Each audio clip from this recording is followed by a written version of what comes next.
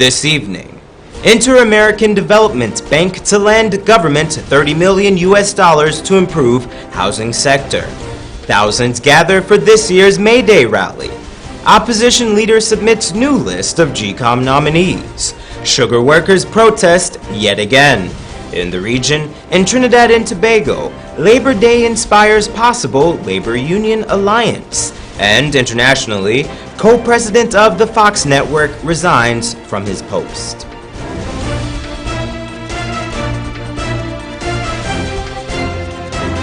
From Safe TV headquarters in South Rival Gardens, this is Safe TV Headline News with George Gonzalez. Headline News is now being streamed live on our YouTube channel. Join us. Yesterday's May Day rally saw thousands of laborers gather to push for workers' rights. Here's more. Yesterday's Labor Day rally saw thousands of laborers from around the country congregating to celebrate the accomplishments of the labor movement in Guyana. The day was also used as an opportunity to protest. As a group, the Unionists called for the government to reinstate the Ministry of Labor. As many know, upon their ascension to power, the coalition government created new ministries, disbanded certain ones, and rearranged the responsibilities of the remaining ministries. Labor was included in this reshuffling. In a highly unusual move for most nations, the government of Guyana disbanded the Ministry of Labor, moving its responsibilities and affairs to the Department of Labor under the Ministry of Social Protection. At the rally itself, leaders from the government, opposition, and the labor movement called for greater unity, regardless of who is in power. And pursue unity regardless of who is in or out of power. Also, individual groups used the time as an opportunity to air their grievances. In the case of Gawu, they protested the closure of sugar estates across Guyana. As for the GPSU, some members came to express support for Patrick Yard's major opponent in the recent election, Gregory Gaspar. Gaspar said that he does not want the appearance to be viewed as a political move. It's about the labor movement. Not necessarily the trade union vote. It is not about what Lincoln Lewis, Coretta McDonald, Norris Smith, Kumal Chan, and all others. Despite holding elections on last Thursday, the 27th of April, the GPSU has yet to release the results of the hotly contested race. Yard was not available for comment as he was not in attendance, according to GPSU General Secretary Mortimer Levan. The pursuit of good governance, the code of the trade union principles, as against the code of politicians. On the topic of the need for a Ministry of Labor, Lincoln Lewis said that the ministry is important for shaping and executing labor policies that affect all Guyanese workers, past, present, and potential. The veteran trade unionist also called on President David Granger to restore collective bargaining in the public sector and to return the agency shop to public service unions. Government is to receive $30 million from an Inter-American Development Bank loan for development of the housing sector in Guyana. Andrew Weeks reports that Minister of Finance Winston Jordan made the announcement at the launch of the CHNPA Housing Solutions Fair at Providence last Friday. Last Friday, the Central Housing and Planning Authority launched its housing solutions at Providence. The turning of the sword was done by Minister within the Ministry of Communities, Valerie Paddison, Minister with responsibility for housing, Minister of Public Infrastructure, the CEO of CHMPA, as well as the new chairman of the CHMPA, Reverend Williams, among others. One of the principal speakers at the event was the Minister of Finance, Winston Jordan, who stated that government is very serious about the development of the housing sector as they are looking to develop new revenue resources to expand the affordable housing supply. As he dropped this bombshell of an announcement to the audience made up of a number of business owners, housing developers both locally and foreign, and the Chief of Staff of the Guyana Defense Force, among many others. Listen. As the Minister of Finance and you expect resources, I can indicate to you that government is working to develop new revenue sources to expand the affordable housing supply. And in this regard, we are at present working with the Inter-American Development Bank to reprogram over $30 million from a loan that was approved in 2012 under the previous administration for a roads rehabilitation program that included the upgrade and widening of the Sheriff Street Mandela Avenue road. That is no longer on. In fact, we are now rejigging that project to do some work on Mandela, but certainly not the original intent. So a fair amount of money is going to be left, and this money would have been written off because this loan comes to an end March 2018. So a great deal of concessional resources would have been lost to Guyana, and so right now we are working feverishly with the IDB to reprogram those resources to the housing sector. Combined with the $30 million and the $5 billion Guyana dollars, we'll see a total of $11 billion being spent in the housing sector. Minister Jordan said if the government is successful, the $30 million will go to the sector before the end of the year. Housing, besides being a basic requirement, also holds the key to accelerating the pace of development in Guyana. With household growth picking up, housing should help boost the economy. Now, I think we're all aware that the CHMP itself has a significant sum of resources that can be devoted immediately to housing. I think in excess of $5 billion. It is not easy to spend $5 billion, and certainly I don't believe you can spend it in 1 year. Even in 2 years, I think, to spend $5 billion in housing. The $30 million is expected to offset some of the housing supply shortfall the country has been experiencing, said Minister Jordan, like the shortages of skilled workers in the sector.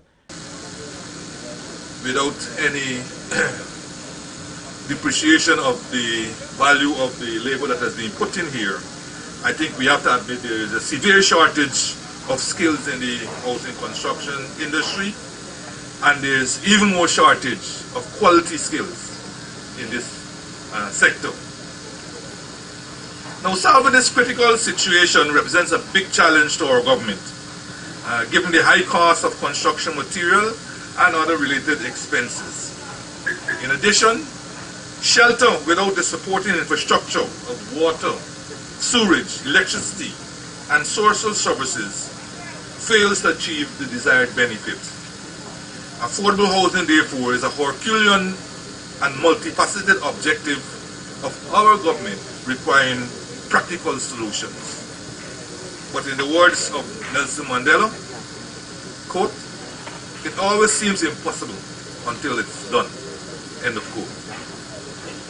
The impacts of the housing shortfall are real. They affect people's lives by delaying family formation due to lack of suitable housing, and by making people's livelihoods uncertain and insecure. The number of people experiencing housing stress in Guyana is increasing, obviously, because the numbers of them that can have access to their own homes is not necessarily increasing at an increasing rate, for obvious reasons.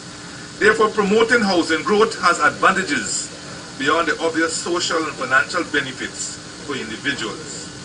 And in our case, with the economy that is now emerging from what can be considered to be a slowdown, renewed construction development is a worthwhile boost to overall growth in the economy. Andrew Weeks, Channel 2, Headline News. Thanks, Andrew. Coming up on Headline News after the break, find out why City Council had strong words for former Deputy Mayor, and opposition leader announces new GCOM nominees. Sometimes there's just too much information to keep up with when you're pregnant. What you should and should not eat, what kind of exercise is right for you, how to handle mood changes, even how to determine when it's time for delivery. Don't let your pregnancy be a burden. Watch The Baby Story on Safe TV Channel 2 every weekday from 9 a.m. to 10 a.m. Now you can know all you need to know from conception to delivery when you watch The Baby Story on Safe TV Channel 2.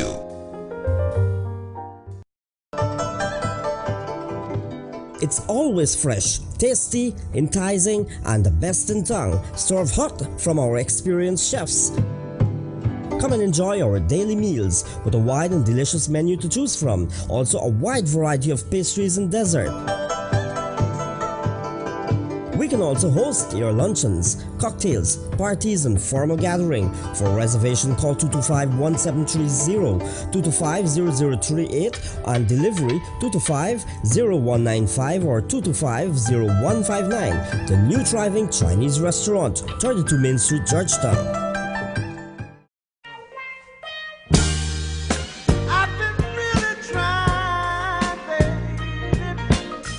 Yes, let's get it on. Total U Plus is introducing the bridal collection. We sell bridal gowns with over 150 styles to choose from, including bridal gowns for Muslim brides. We also sell bride and bridesmaid gloves, tiaras, petals, flower girl baskets, bridal pins, just married signs for vehicles, guest books and pens, aisle runners, veils, table placement holders, garters. Yes, the complete collection. Come see our bridal display in store. Total U Plus Bridal Collection, Fragates Mall, booth number 16. Let's get it on. Need a ride around town and beyond? Look no further than Oasis Ride Taxi Service. With affordable prices and some of the best drivers in the business, we've been delivering prompt and reliable service to Guyana for over 16 years. We also offer tours, chauffeur service, and even car rentals. You can call us at 231-5554 or 225-5496. For deals, specials, and more information, find our page on Facebook. Oasis Ride Taxi Service. Let's go. Seems like people will try just about anything to lose weight these days. But nothing works better than proper dieting and exercise. So if you're guilty of eating the wrong foods, not finding time to exercise, or can't afford a gym, join Safe TV Channel 2 for Body and Spirit. Aerobics workout with Dick Nunez. Hello, I'm Dick Nunez. Welcome to Body and Spirit Aerobics. Weekday mornings from 7 a.m. to 7:30 a.m. Don't hesitate. Act now, because your greatest wealth is your health.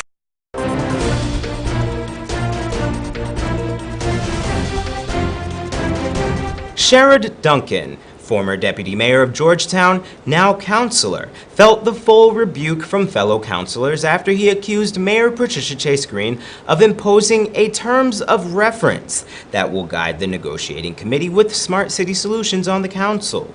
Andrew Weeks reports. Last week, Wednesday, when the mayor called an extraordinary meeting with full council to discuss the terms of reference and to choose the 7-member committee to meet with Smart City Solutions, Mayor Patricia Chase Green recuses herself from the committee, calling for fresh heads to move the negotiations forward.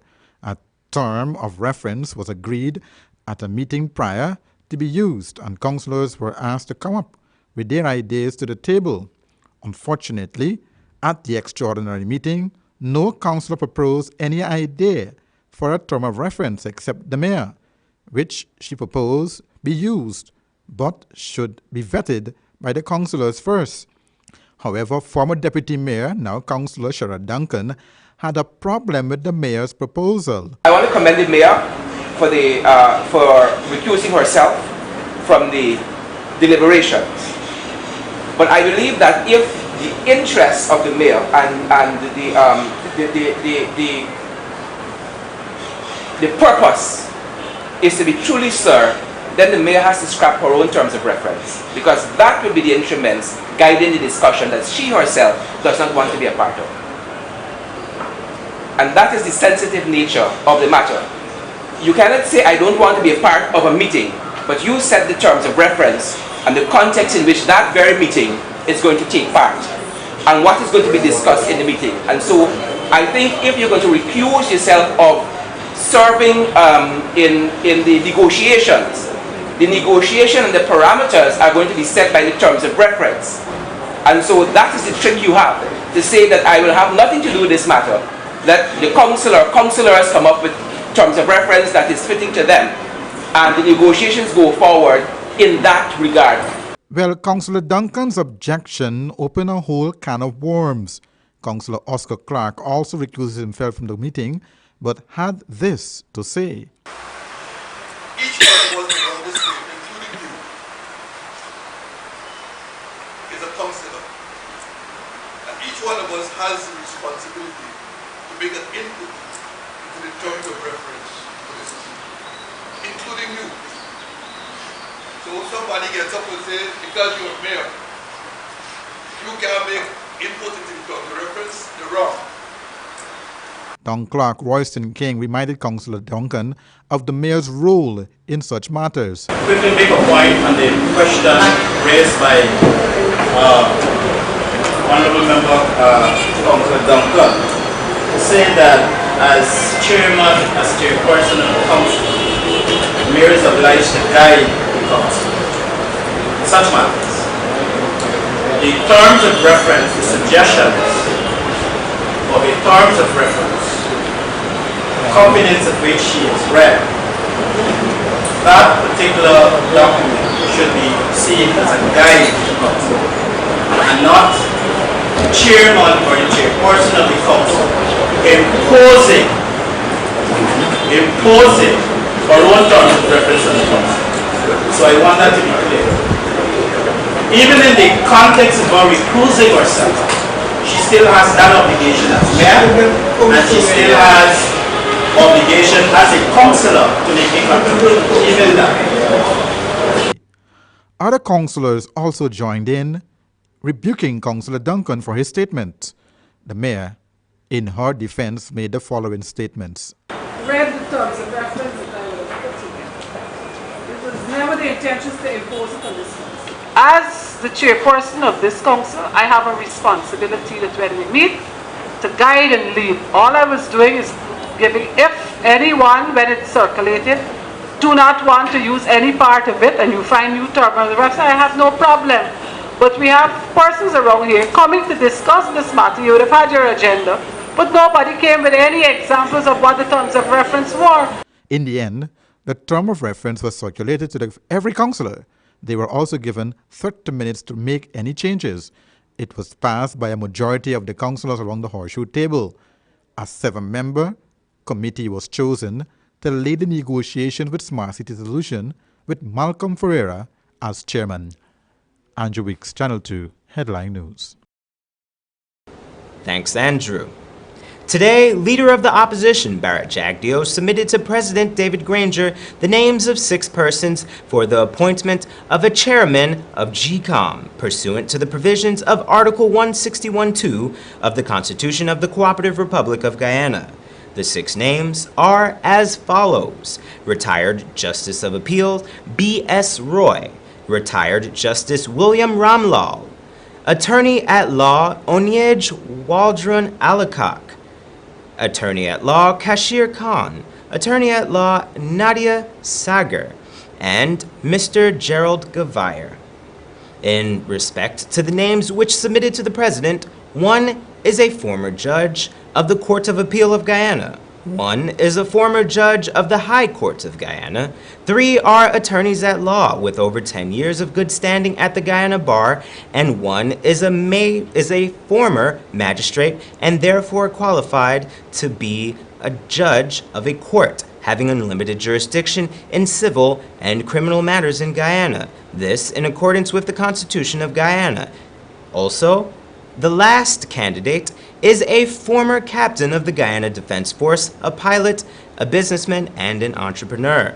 The opposition leader hopes that the president will accept this new list of nominees. Yesterday, members of the Guyana Agricultural and General Workers Union joined the rest of the world in celebration of the worker. Tuesday morning, the men and women of Gawu marched again, this time in defense of the worker. Rose Hall Estate to be exact. Rose Hall Estate sugar workers protested in front of the estate's administrative office, registering their concerns over its possible closure. The workers, in their demonstrations, pointed to the grave consequences that would possibly emerge economically and socially if the estate is closed. The workers expressed their anger at the president's recent announcement that Albion, Blairmont, and Iflet estates will remain open. But one of the estates not mentioned by the president is theirs, Rose Hall. Gawu had said that the closure of the Rose Hall estate, when an account is taken of workers, their families, shop owners, service providers, and others, will affect thousands of ordinary Guyanese. In a statement released on Monday, Gawu asserts that downsizing policies pursued by the government will see around 9,000 workers losing their jobs. This is a move that the union asserts will have devastating consequences on the local economy of towns that are reliant on the sugar estates. Don't go away. Still ahead, we have our regional and international news. Sometimes there's just too much information to keep up with when you're pregnant. What you should and should not eat, what kind of exercise is right for you, how to handle mood changes, even how to determine when it's time for delivery. Don't let your pregnancy be a burden. Watch The Baby Story on Safe TV Channel 2 every weekday from 9 a.m. to 10 a.m. Now you can know all you need to know from conception to delivery when you watch The Baby Story on Safe TV Channel 2. Need a ride around town and beyond? Look no further than Oasis Ride Taxi Service. With affordable prices and some of the best drivers in the business, we've been delivering prompt and reliable service to Guyana for over 16 years. We also offer tours, chauffeur service, and even car rentals. You can call us at 231-5554 or 225-5496. For deals, specials, and more information, find our page on Facebook. Oasis Ride Taxi Service. Let's go. Seems like people will try just about anything to lose weight these days. But nothing works better than proper dieting and exercise. So if you're guilty of eating the wrong foods, not finding time to exercise, or can't afford a gym, join Safe TV Channel 2 for Body and Spirit. Aerobics workout with Dick Nunez. Hello, I'm Dick Nunez. Welcome to Body and Spirit Aerobics. Weekday mornings from 7 a.m. to 7:30 a.m. Don't hesitate. Act now, because your greatest wealth is your health. Now opened, the new thriving Chinese restaurant Providence location.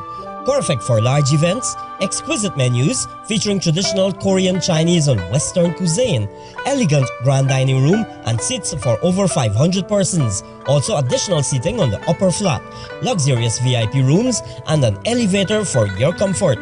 The new thriving Chinese restaurant second location above Massey Supermarket, Amazonian Mall, Providence. For reservation call 623-4097 or 657-9067.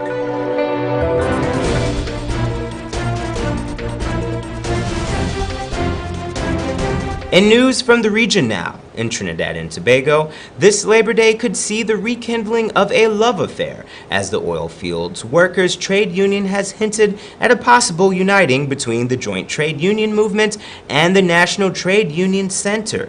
C News' Ian Wason reports. They have been on separate paths for some time, hoping to achieve the same objective. But could there be a coming together?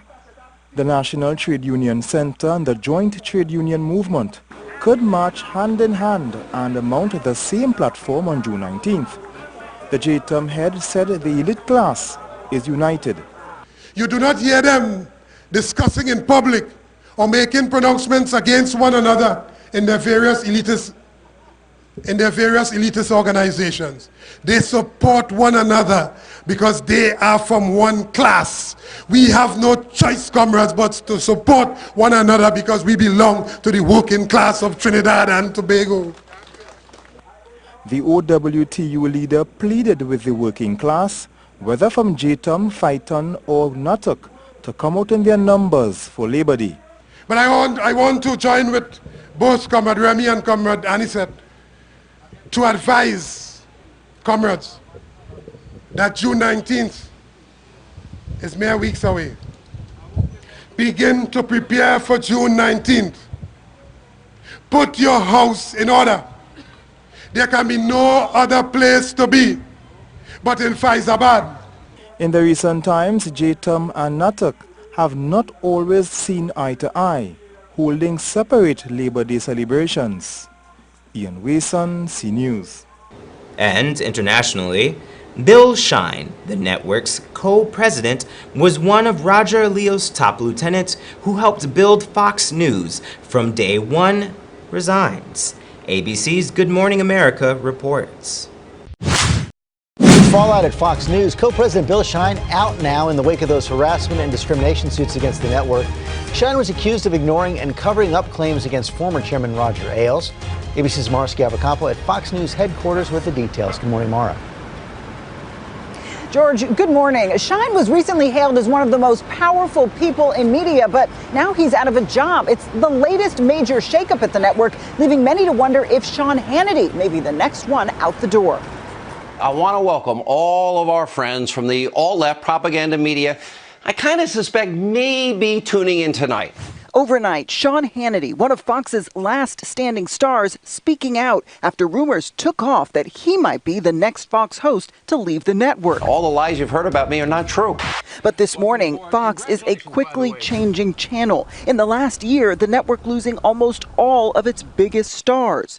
Caution, you are about to enter the no spin zone. Including Bill O'Reilly. Often around this time of year, I grab some vacation. Megyn Kelly, Greta Van Susteren, and even top boss Roger Ailes. Now another major shakeup in the executive ranks. In an internal memo Monday, Rupert Murdoch announcing Fox News co-president Bill Shine resigned. Shine, one of Roger Ailes' top lieutenants, helped build the network from day one, overseeing Fox's fiery talent. So close to Sean Hannity, the host tweeted his strong support last week, responding to rumors Shine could be the next casualty of the network's growing sexual harassment and discrimination lawsuit scandals, writing, "I pray this is not true, because if it is, that's the total end of the Fox News channel as we know it." Those are fighting words from Hannity, and I would not be surprised if he negotiated his exit over the next week or so. But Shine has also been characterized as an enabler by those who complained of a culture at Fox News that allegedly includes sexism, racism, and misogyny. Shine named as a defendant in a sexual harassment lawsuit against Fox News and Roger Ailes and others, filed by former host Andrea Tantaros, where she called the network a sex-fueled Playboy Mansion-like cult, saying when she complained of Ailes' advances, Shine told Tantaros that Ailes was a very powerful man and that Tantaros needed to let this one go. Shine denies any wrongdoing.